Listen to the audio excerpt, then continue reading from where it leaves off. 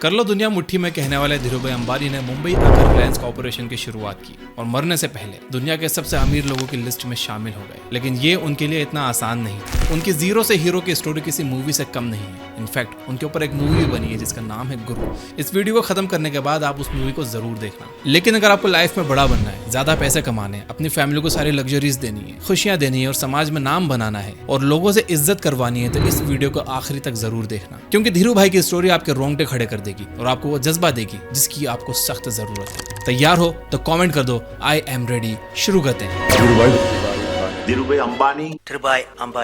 धीरज लाल हीराचंद अंबानी, जिन्हें आज हम धीरूभाई अंबानी के नाम से जानते हैं, उनका जन्म गुजरात के एक छोटे से गांव चोरवाड़ में हुआ था। धीरूभाई के पिता हीराचंद पेशे से एक शिक्षक थे और उनके 4 बच्चे थे। घर में 6 लोग होने की वजह से उनकी फाइनेंशियल कंडीशन काफी वीक थी, क्योंकि घर में रहने वाले तो 6 थे लेकिन कमाने वाला सिर्फ एक इंसान था, जो कि धीरूभाई के पिता थे। घर की फाइनेंशियल कंडीशन देखकर धीरूभाई ने अपनी फैमिली को सपोर्ट करने के लिए काम करने का डिसीजन लिया। लेकिन इस डिसीजन से उनके पिता काफी नाराज हुए, लेकिन फिर भी धीरूभाई से रहा नहीं गया और वो काम ढूंढने निकल पड़े। बहुत ढूंढने के बाद भी उन्हें कोई काम नहीं मिल रहा था, तो उन्होंने सोचा कोई छोटा मोटा बिजनेस ही करते हैं। एक बिजनेस आइडिया उनके दिमाग में आते ही उनके दिमाग की बत्ती जल गई।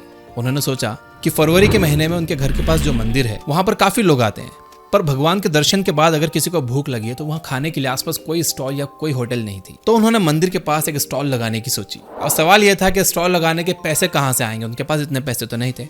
तो वो घर गए और उन्होंने अपने गुल्लक को तोड़ दिया। गुल्लक के पैसे गिनने के बाद उन्हें रियलाइज हुआ कि ये भी उतने पैसे नहीं है कि जितने में एक स्टॉल लग जाए। उन्हें काफी दुख हुआ, लेकिन उन्होंने हार नहीं मानी और अपने बनिए दिमाग का इस्तेमाल करके उन्होंने कुछ पैसे दूसरों से उधार ले लिए। उधार लेने के बाद उन्होंने मंदिर के ठीक पास में एक पकोड़े की स्टॉल लगाई। कुछ ही समय बाद ये पकोड़े की स्टॉल प्रॉफिटेबल हो चुकी थी, लेकिन कुछ ही महीनों बाद उन्हें इस स्टॉल से नुकसान होने लगा था। तो उन्होंने अपनी बनिया बुद्धि का इस्तेमाल करते हुए इस स्टॉल को किसी और को बेच दी, क्योंकि उन्हें समझ आ गया था कि अब अगर यहाँ से प्रॉफिट नहीं होगा तो उन्हें चुपचाप यहाँ से निकल जाना चाहिए। पकोड़ा का स्टॉल बेचने के बाद सिर्फ 16 साल की उम्र में उन्होंने यमन जाने का फैसला किया, क्योंकि उनके चाचा रमणीक लाल पहले से यमन में रहते थे और वो धीरूभाई को वहाँ सेटल करने में मदद करने वाले थे। यमन जाने की बात जब धीरूभाई ने अपने पिता को बताई तो वो बहुत खुश हुए और उन्हें तुरंत जाने की परमिशन दे दी। पैसे का जैसे तैसे जुगाड़ कर धीरूभाई ने पासपोर्ट बनवाया, लेकिन किस्मत को तो कुछ और ही मंजूर था, क्योंकि जिस दिन धीरूभाई अपना पासपोर्ट लेकर शिप डिपार्चर पर पहुंचे तो उन्हें पता चला कि शिप वाले उन्हें एंट्री नहीं देंगे, क्योंकि शिप ऑलरेडी पूरी भर चुकी थी और अब शिप पर कोई जगह नहीं बची थी। ये बात सुनकर धीरूभाई कुछ देर के लिए उदास हो गए, लेकिन आपको तो पता ही है कि अपनी बनिया बुद्धि का इस्तेमाल करके धीरूभाई कुछ ना कुछ जुगाड़ कर ही लेते थे। तो वैसे ही उन्होंने किसी कार्गो शिप वाले से बात करके उसे कन्विंस कर लिया और उस कार्गो शिप में बैठकर यमन पहुंच गए। धीरूभाई की आइडियोलॉजी एकदम क्लियर थी। अगर उन्हें कुछ चाहिए होता तो बस चाहिए होता था। उनके लिए ना कोई ऑप्शन नहीं था। वो बस ये सोचते थे कि और कौन से तरीके हैं जिससे मैं उस चीज को हासिल कर सकता हूँ। ही स्वयं शार्क्स बुक में ऑथर धवल भाटिया बताते हैं कि धीरूभाई ने अपने दोस्तों से चैलेंज लगा लिया था कि इस शार्क से भरे पानी में तैरकर कौन सबसे पहले पहुंचता है। जो सबसे पहले पहुंचेगा वो आइसक्रीम जीतेगा, और उस आइसक्रीम के लिए उन्होंने उस शार्क से भरे पानी में भी तैरा था और वो जीते भी थे। इसी तरह गुजरात में जब उनकी फैक्ट्री में किसी मशीन का एक पार्ट खराब हो गया था जो कि मुंबई में मिलता था और उस टाइम ट्रांसपोर्ट की हड़ताल चल रही थी, कोई ट्रक नहीं चल रहा था, तो धीरूभाई ने 2 ट्रक्स खरीदे और अपने ड्राइवर बिठाए और उन्हें मुंबई भेजा पार्ट्स मंगवाने। यानी वो कभी भी हाथ पर हाथ रखकर नहीं बैठते थे, किसी न किसी तरह अपना काम निकाल ही लेते थे। Coming back to the topic, Yemen पहुंचने के बाद धीरूभाई के चाचा उनको एक कंपनी में डिस्पैच क्लर्क की नौकरी दिला देते हैं, जहां वो महीने के 300 रुपए कमाते थे, जो कि उस समय में अच्छी सैलरी मानी जाती थी। धीरूभाई एक मेहनती इंसान तो थे ही, साथ ही उनकी कन्विंसिंग एबिलिटी की वजह से कंपनी की सेल्स 3 गुना बढ़ गई थी। ये देखते हुए कंपनी ने उन्हें तुरंत मैनेजर की पोस्ट पर प्रमोट कर दिया। एज अ मैनेजर उन्हें ज्यादा काम नहीं करना होता था, बस ये देखना होता था कि सब ठीक चल रहा है कि नहीं, लोग ठीक से काम कर रहे हैं कि नहीं। ये सारी बेसिक चीजों का ध्यान रखने का काम उन्हें सौंप दिया गया। अब फिजिकल लेबर का काम हट गया था, तो उनके पास काफी सारा फ्री टाइम बचता था, तो वो अपने उस फ्री टाइम को इंग्लिश सीखने में लगाते थे। अब सोचो नॉर्मल लोगों के पास जब फ्री टाइम रहता है तो वो क्या करते हैं, वो लोग मोबाइल स्क्रॉल करते हैं, टाइम पास करते हैं, वीडियो गेम्स खेलते हैं, लड़कियां घुमाते हैं, कुछ ना कुछ फालतू काम ही करते हैं।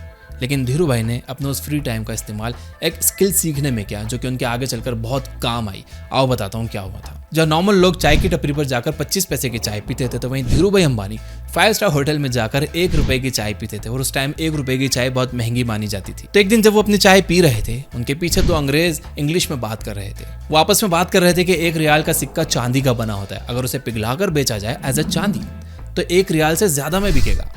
ये बात धीरूभाई को क्लिक कर गई और उन्होंने सोचा कि अब चांदी का ही बिजनेस करेंगे। तो अपनी सैलरी को रियाल में कन्वर्ट करा लेते थे और उसे पिघला कर चांदी बेचा करते थे। इससे उन्हें रातों रात 10 गुना प्रॉफिट होने लगा। इससे हुआ यह कि यमन में कॉइन्स की क्राइसिस हो गई और यमन की सरकार ने एक बैठक बिठाई कि आखिर ये सिक्के जा कहाँ रहे और वो धीरू भाई अंबानी को पकड़ने ही वाले थे, उससे पहले ही धीरू भाई अंबानी 1958 में इंडिया वापस आ गए। इंडिया आने के बाद उन्होंने कोकिलाबेन से शादी करके उन्हें अपनी वाइफ बना लिया और शादी का कुछ ही समय बाद धीरू भाई अंबानी बॉम्बे के भुलेश्वर इलाके में आ जाते हैं। वहाँ 2 BHK फ्लैट लेकर उसमें सेटल हो जाते हैं और इसी साल उन्होंने मुंबई में 50,000 रुपए से रिलायंस कमर्शियल कॉर्पोरेशन के नाम से एक बिजनेस शुरू किया। यह बिजनेस मसालों का था। कुछ ही समय बाद धीरू भाई को समझ में आ गया कि मसालों में इतना प्रॉफिट मार्जिन नहीं है और उन्हें इस धंधे को बंद करके पॉलिस्टर का काम शुरू करना चाहिए, क्योंकि वो मार्जिन भी ज्यादा है और लोगों की डिमांड भी ज्यादा है। पॉलिस्टर का काम करने के लिए धीरू भाई को ज्यादा पैसों की जरूरत थी जो उनके पास नहीं थे, इसीलिए उन्होंने अपने चाचा चंपकलाल दमानी के साथ पार्टनरशिप में बिजनेस शुरू किया। कंपनी शुरू होने के बाद काफी सारी दिक्कतें आई, जैसे कि पुराने व्यापारी नए व्यापारियों को काफी तंग किया करते थे और तो और नए व्यापारियों को बिजनेस यूनियन लीडर से भी परमिशन लेना पड़ती थी, जो कि एक मुश्किल काम था। लेकिन धीरू भाई ने जैसे तैसे परमिशन भी निकाल ली थी। कुछ महीने उन्हें काम करने के बाद पता चला कि यहाँ के फैक्ट्री प्रोड्यूसर्स जो कि मोनोपोली जमा कर बैठे, वो होलसेलर्स को लूट रहे थे। वो महंगे में माल बेचते थे और बेचारे होलसेलर्स रिटेलर्स को सस्ते में माल बेचते थे, जिससे रिटेलर्स और फैक्ट्री प्रोड्यूसर्स मिलकर होलसेलर्स को लूट रहे थे। तो यहाँ नुकसान होलसेलर्स का हो रहा था। ये बात धीरू भाई अंबानी से देखी नहीं गई। उन्होंने डिसाइड किया कि वो फैक्ट्री से सस्ते में माल खरीदेंगे और रिटेलर्स को महंगे में बेचेंगे। बहुत हो गई इन लोगों की मोनोपोली, अब मोनोपोली को तोड़ने का समय आ गया। ये डिसीजन लेने के बाद धीरू भाई ने होलसेलर्स का एक यूनियन बनाया और सभी होलसेलर्स को समझाया कि फैक्ट्री प्रोड्यूसर्स और रिटेलर्स के बीच में हम पिसकर एक्सप्लॉइट हो रहे हैं। धीरू भाई अंबानी एक लीडर की तरह फैक्ट्री प्रोड्यूसर्स के पास जाकर ये बात रखते हैं, जिससे फैक्ट्री प्रोड्यूसर्स बहुत नाराज हो जाते हैं और वो धीरू भाई की हिम्मत तोड़ने के लिए एक रिश्वतखोर IAS ऑफिसर को कुछ रिश्वत देकर धीरू भाई जहां पर धंधा करते थे उस जगह पर ताला लगवा देते हैं। मतलब जहां माल की बोली लगाई जाती थी वो जगह सील हो जाती है। इस बात से धीरू भाई और उनकी यूनियन काफी दुखी हो जाती है। लेकिन आपको तो ये बात पता ही है कि धीरू भाई जब भी कहीं फंसते थे तो अपनी बनिया बुद्धि का इस्तेमाल कर अपने आप को बचा लेते थे। तो जगह सील होने के बाद धीरू भाई अपनी यूनियन और सारे होलसेल का सामान उठाकर उस सरकारी अधिकारी के ऑफिस के सामने पटक देते हैं, जिससे वो अधिकारी काफी डर जाता है क्योंकि आज ही सीनियर अधिकारी आने वाले थे। तो वो अधिकारी धीरू भाई की सारी शर्तों को मानकर वो सील हटा लेता है। तो कुछ ऐसे धीरू भाई ने अपनी बनिया बुद्धि का इस्तेमाल करके एक रिश्वतखोर अधिकारी और फैक्ट्री प्रोड्यूसर्स को सबक सिखाया। साल 1966 में धीरू भाई को टेक्सटाइल इंडस्ट्री में काफी अपॉर्चुनिटी नजर आ रही थी, जिसे देखते हुए धीरू भाई ने अहमदाबाद के नजदीक नरोदा में अपनी एक टेक्सटाइल फैक्ट्री शुरू कर दी। इस फैक्ट्री में वो पॉलिस्टर का इस्तेमाल करके कपड़े बनाया करते थे। इसके बाद उन्होंने विमल नाम का एक कपड़े का ब्रांड शुरू किया, जिसका नाम बेसिकली उन्होंने अपने चचेरे भाई के बेटे के नाम पर रखा था, विमल। ये नाम लोगों को इस कदर घरेलू लगता था कि इस ब्रांड का क्रेज बढ़ता ही गया। यहाँ तक कि इस ब्रांड का क्रेज इतना बढ़ गया कि लोग सामने से आकर इस ब्रांड की फ्रेंचाइजी लेने लगे। और फिर साल 1975 में वर्ल्ड बैंक की टीम ने रिलायंस की मैन्युफैक्चरिंग यूनिट को विजिट किया और उनके कपड़े बनाने की टेक्निक को काफी अप्रिशिएट भी किया। धीरू भाई अंबानी को एक्सपेंशन के लिए कैपिटल की जरूरत थी, लेकिन बैंक्स उन्हें लोन देने के लिए तैयार नहीं थे। तो उन्होंने अपनी कंपनी रिलायंस को पब्लिक ले जाने का सोचा। तो साल 1977 में धीरू भाई ने रिलायंस का IPO लॉन्च कर दिया, जहां पर 58,000 इन्वेस्टर्स ने 10 रुपए की फेस वैल्यू पर 28 लाख शेयर्स खरीदकर धीरू भाई पर भरोसा जताया। IPO के लॉन्च के पहले ही साल में धीरू भाई ने अपने इन्वेस्टर्स को 5 गुना रिटर्न दे दिए थे। उनका शेयर 10 रुपए की प्राइस से बढ़कर 50 रुपए हो गया था। और साल 1982 में रिलायंस ने अपना ऑल टाइम हाई टच किया, जब उनका स्टॉक 186 रुपए हो गया था और अपने इन्वेस्टर्स को उनके इन्वेस्टमेंट का 180 गुना रिटर्न दिया।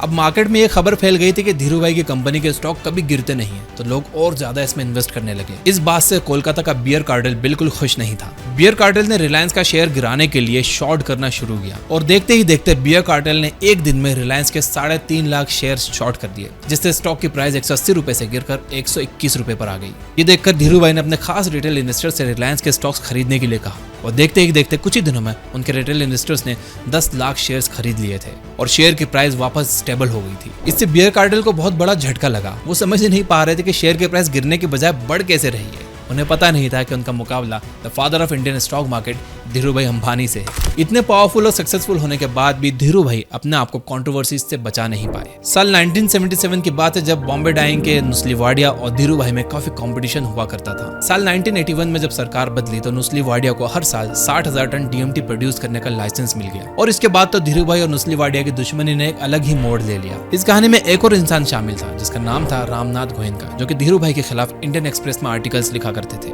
ऐसा भी कहा जाता है कि नुस्ली वाडिया और रामनाथ गोयनका क्लोज फ्रेंड्स थे। 1989 में नुस्ली वाडिया को मारने की साजिश में धीरू भाई के कुछ करीबियों का भी नाम सामने आया। अब इस साजिश में धीरू भाई का हाथ था या नहीं, ये तो ऊपर वाला ही जाने। ये सारी कंट्रोवर्सीज के दौरान धीरू भाई को पहला ब्रेन स्ट्रोक आया और उन्हें तुरंत सैन डिएगो के अस्पताल ले जाया गया। पहले ब्रेन स्ट्रोक के बाद उनका राइट हैंड पैरालाइज्ड हो गया था और फिर 24 जून 2004 को उन्हें दूसरा ब्रेन स्ट्रोक आता है और उन्हें तुरंत मुंबई के ब्रीच कैंडी अस्पताल में भर्ती कराया जाता है। और उसके बाद 6 जुलाई 2004 को धीरू भाई अंबानी अपनी आखिरी सांस लेते हैं। 7 जुलाई को चंदनवाड़ी क्रेमेटोरियम में उनकी फैमिली के द्वारा उनका अंतिम संस्कार किया जाता है। धीरू भाई की डेथ के बाद अंबानी फैमिली में क्या होता है, ये वीडियो मैं पहले अपलोड कर चुका हूँ, डिस्क्रिप्शन में मैं लिंक दे दूंगा, वो भी देख लेना। वीडियो ऑलरेडी लंबी हो चुकी है तो मैं आपके बुलेट्स पॉइंट में बता देता हूँ कि मैंने धीरू भाई की लाइफ से क्या सीखा। Number 1, team work. Number 2, risk taking ability. Number 3, developing powerful connections. Number 4, utilizing free time to learn a skill. Number 5, partnering up with the people. आपने क्या सीखा है कमेंट करके जरूर बताना, और अगर यहाँ तक देख रहे हो तो भी यस जरूर लिख देना ताकि मुझे पता चल जाए कि कौन कौन यहाँ तक देख रहा था। Finally, you guys are amazing, keep reading, keep learning, keep growing. Thank you for watching.